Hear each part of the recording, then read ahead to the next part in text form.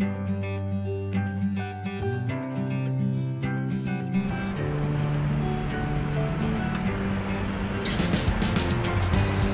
katao-tao talaga rito sa Ruas Boulevard, kabayan. Yung ito mga nakakita natin, mga galing sa pag-exercise to mga to. Wala kang makikita naka-standby rito. Pinagbawal mismo rito na pag-standby muna, lalo na ngayon, lumala ng pandemic. Nababahala ng ating gobyerno, kaya naiwasan natin pagdami na sakit. Kaya pinapantayan to, pinakatabi ng Ruas Boulevard para hindi mapag-istambayan ng tao dahil maraming nagpupunta araw-araw. Ngayong araw ng Sabado na ito, kung tutuusin marami ng tao rito pero walang katao-tao rito. Ito mga galing sa pagja-jogging ko.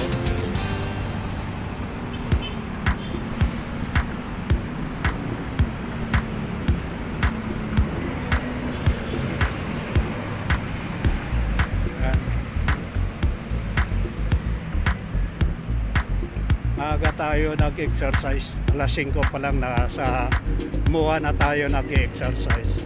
Kaya lang sumama ng panahon kaya maaga rin tayo nagpahinga. Kaya ito, i-update lang natin tong ginagawa rito sa Ruas Boulevard.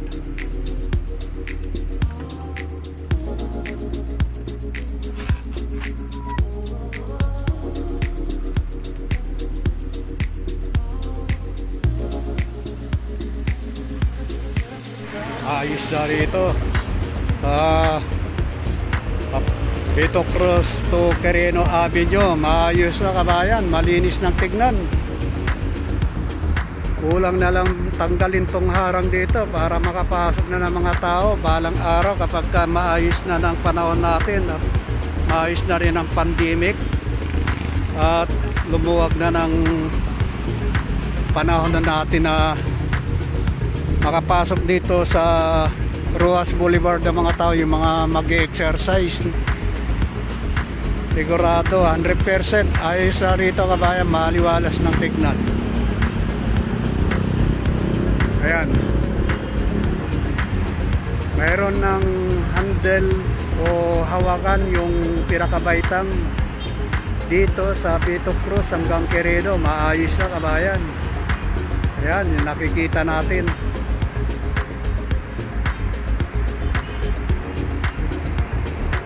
Aliwalas, maganda ng tignan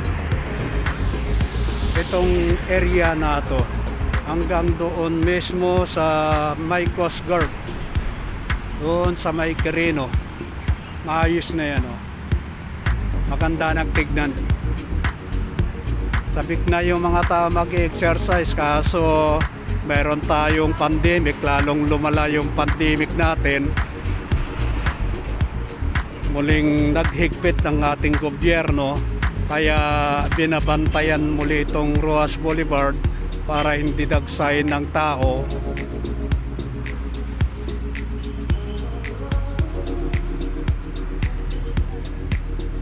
Wala tayong nakikitang gaanong tao rito. Itong mga nakikita natin na nandyan, ang mga naglalakad galing sa pag-exercise. Pero yung mga taong gusto mamasyal dito ay babawal nila muna.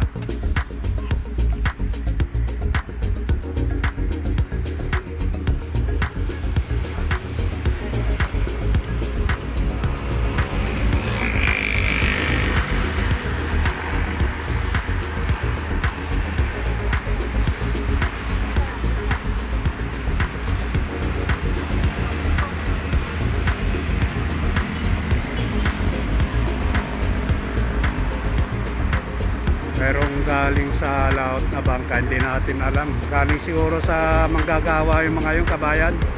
Mga panggabi sa trabaho. Dahil 24 hours na nagtatrabaho dito sa paggagawa rito sa Ruas Boulevard. Ay yung mga panggabi ay dito na sa Pangpang.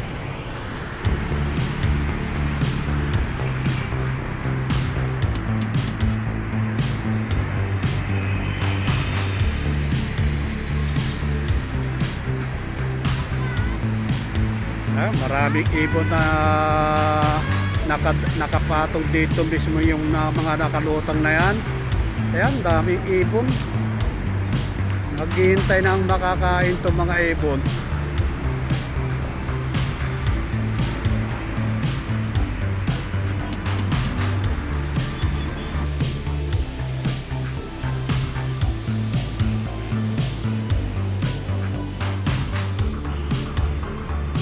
Napakaganda ng pagmasdan tong area na to. Maaliwalas ng tignan.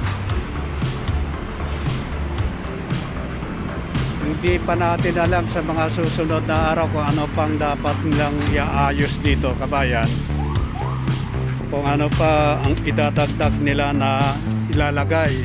Pero pagkakalam natin, lalagyan pa ito ng ilaw mismo dito sa pinakatabi para maliwanag na maliwanag pagdating ng gabi.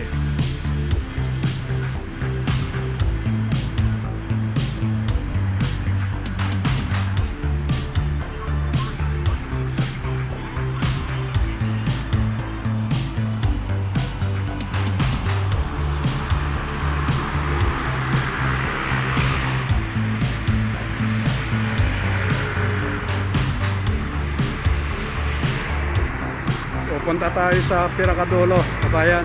Doon tayo sa Quirino Avenue. Samahan nyo ako, i-update natin muli doon. O kumustahin natin. Ito na, good news na ito, kabayan. Maayos na rito sa may Beto Cruz at Quirino Avenue. Malinis ng pagmasdan. Meron ng hawakan yung pinakabaitang nilagyan na, nakalatag na. Kulang na lang itong kung bubuksan, hindi pa natin alam kung kailan to tatanggalin itong pinakaharang dito. Sa tingin natin, ganyan na to. Kulang na lang ito na pagbubukas.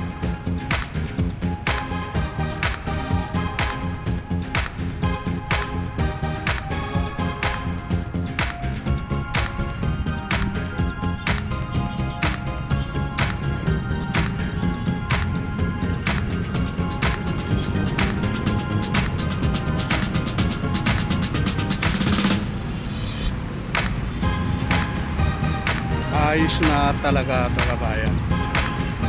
Itong nilalagay nilang orange na to, ano to? Yung linya ng kuryente o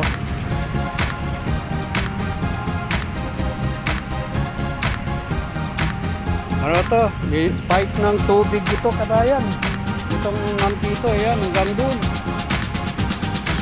Nakakunik mismo patungo rito sa pinaka-Coast Guard mismo. Diyan sa may kulay green na yan, diyan nakakunik pala itong tubig pala itong na ito. Linya ng tubig itong natabunan dito sa tabi.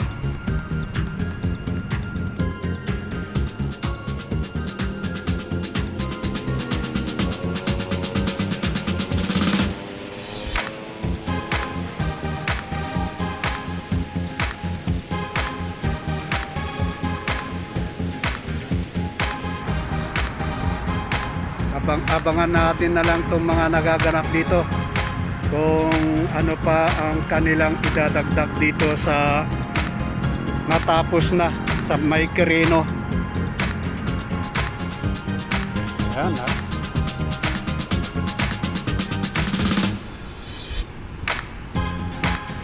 Nakita na natin kung gaanong maiwasan yung laki ng tubig sa kabilang kalsada. Yung drainage na nandito, yung tubo mismo na ginawan lang hanggang doon sa Beto Cruz, hanggang doon sa dulo, Ito.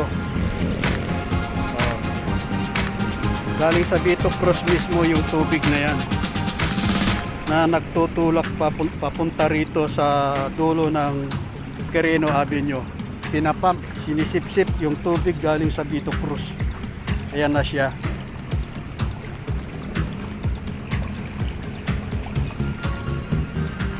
Para maiwasan yung pagbaha.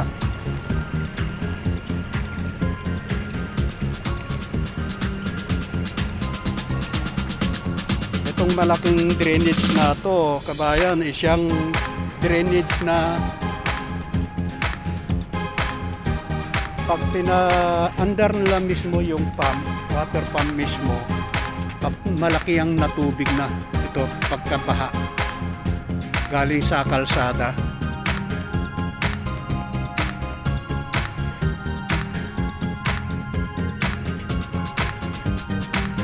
Bali, tatlo to itong open drainage na to kapag binuksan. Mayroon doon sa Vito Cruz at saka Quirino. Mayroon pa roon sa may Paura. Itong pinakamalaking drainage na kanilang ginawa na para maiwasan ng pagbaha balang araw. Kasi sa konting ulan lang dito sa Metro Manila ay baha na.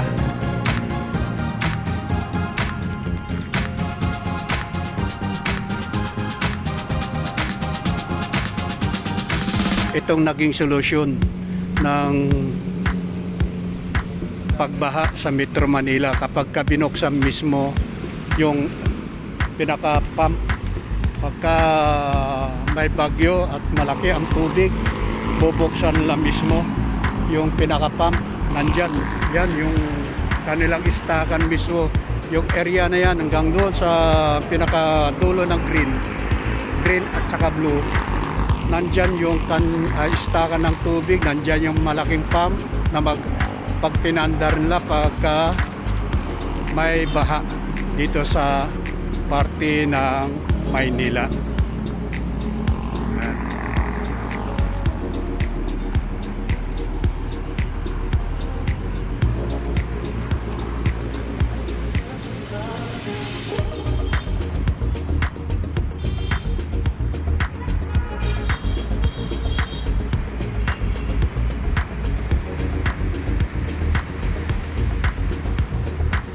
Masipag itong mga tagalinis natin ng tubig dito sa dagat.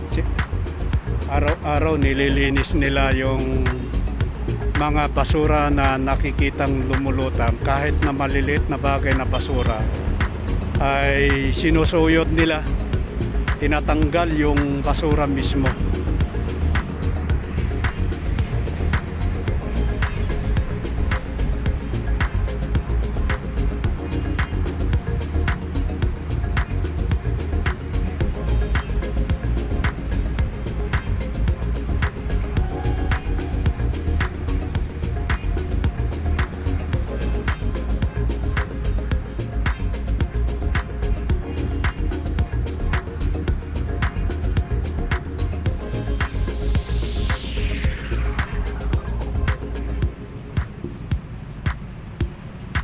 Iba yung tagadampot ng basura na naaanot, iba naman yung mga tagawalis mismo, iba naman yung naghahango yung mga basura na lumulutang, inaagaran nila na kinukuha mismo sa tubig. Yan, yung mga tagawalis, binawalis yung basura talaga na kahit na maliit na bagay na basura kinukuha nila.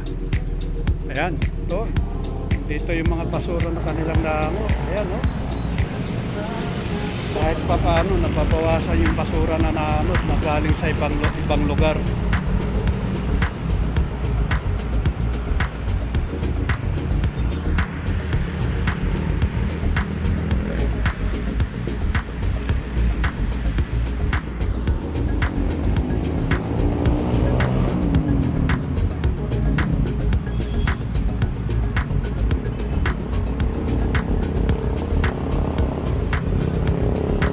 Kaya alam na natin ang kagandahan ng Manila Bay balang araw, kabayan.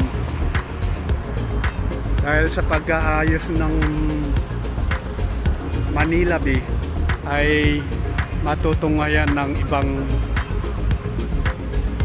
nating kababayan balang araw sa kanilang pamamasyal dito mismo sa Ruas Boulevard.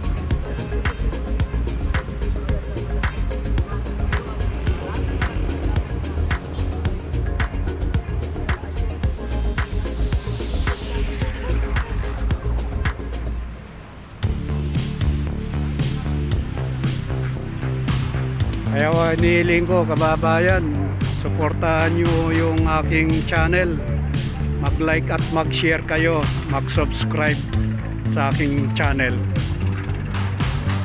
Para lagi natin may update, may bahagi natin sa iba natin mga kababayan na hindi nakikita ng tao itong nagaganap dito sa Ruas Boulevard. Para masilip naman ng ibang tao na ang Manila Bay ay pinapakanda na ng gusto sa kasalukuyan.